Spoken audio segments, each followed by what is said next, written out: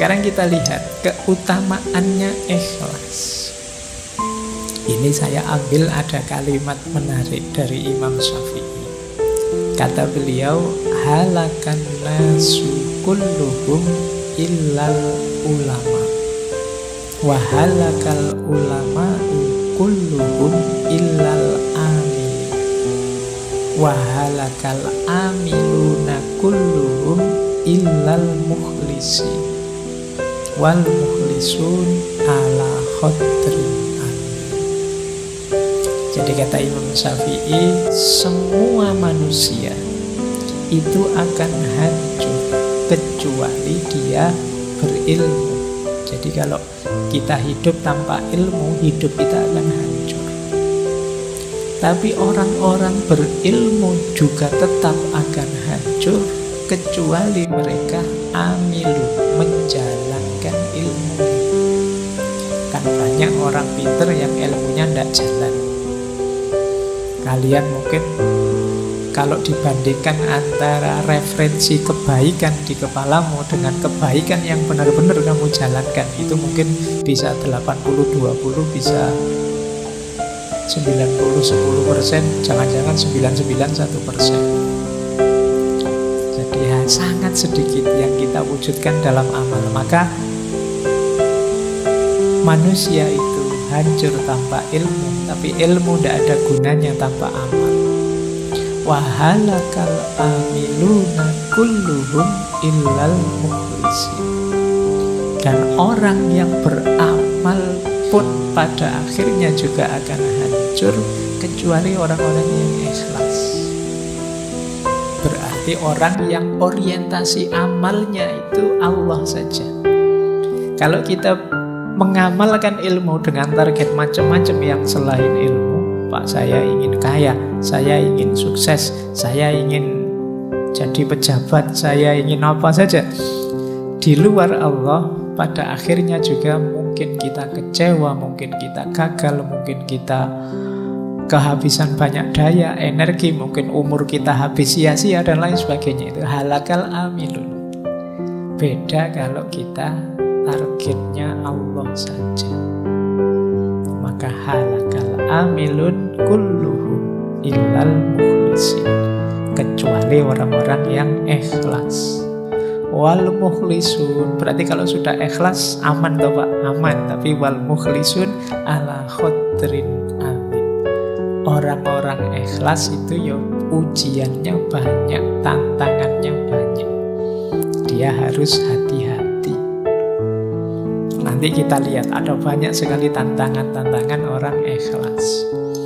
Ini kalimatnya Imam Syafi'i ini sering saya sampaikan dengan logik yang saya gambar itu, bahwa manusia itu berharga karena ada rohnya, nyawanya. Tapi nyawa manusia yang hidup ini berharga ketika ada ilmunya. Ilmu ini berharga ketika ada amalnya, dan amal ini berharga ketika ada ikhlasnya. Jadi ini hakikat diri kita kalau semakin ke dalam. Jasad kita itu bernilai ketika ada ruhnya, ada nyawanya. Karena kalau tidak ada nyawanya, ini jasad ini kan cuma barang saja, benda saja. Nyawanya hilang, ya kita jadi jenazah. Sekian jam baunya sudah tidak enak, tidak ada gunanya, tidak ada nilainya. Maka dia berharga ketika ada nyawanya. Nah, cuma manusia hidup bernyawa ini bernilai, berharga ketika ada ilmunya.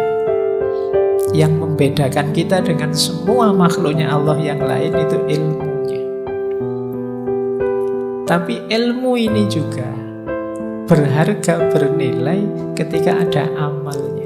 Buat apa ilmu yang teoritis saja, dihafalkan saja, numpuk sebanyak itu di perpustakaan, gunanya apa?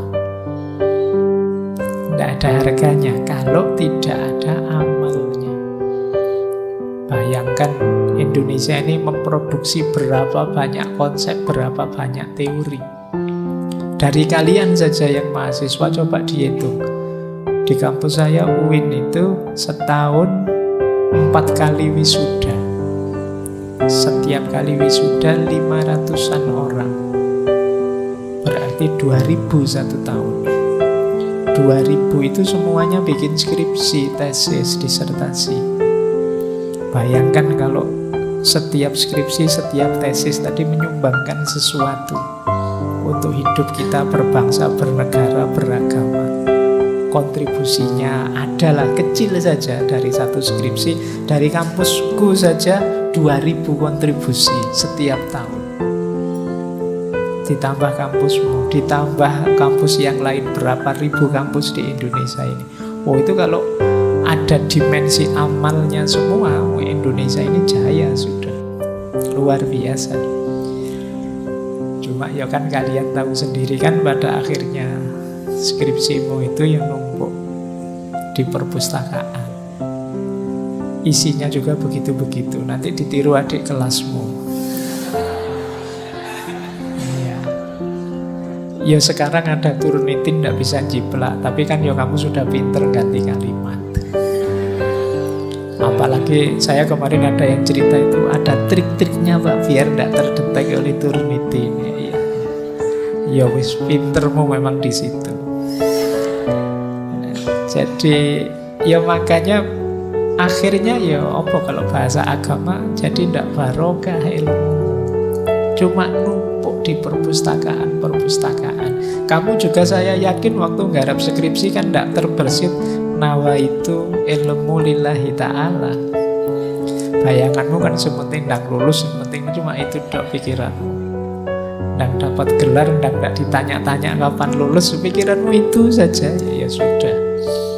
Ya kita memanen apa yang kita tanam. Apalagi level paling tinggi ikhlas. Jadi sudah diamalkan pun kita masih perlu ikhlasnya. Baik, ini keutamaannya. Nah, kalau digambar keutamaan ikhlas itu loh. Ikhlas itu bagian dari rute kita ilaihi roji'u. Kembali kepada Allah. Jadi perjalanannya manusia di bumi ini kan sebenarnya bukan perjalanan kemana, tapi perjalanan kembali. Yang perjalanan itu awalnya adalah ikhlas. Ikhlas itu niat nawa itu untuk Allah saja. Jadi perjalanan kembali ke Allah itu kan perjalanan untuk Allah. Jadi titik tolaknya perjalanan hidup kita adalah niat yang ikhlas. Titik tujunya ya Allah, keridhoannya Allah. Jalannya isinya amal soleh. Jadi amal yang ikhlas menuju ridhonya Allah. Ini mode hidup ideal kalau dalam Islam. Baik, jadi inilah gambaran keutamaannya ikhlas. Kita lihat sekarang komponennya. Kelihatannya sederhana cuma lillahi ta'ala, tapi ya implementasinya tidak sesederhana definisinya.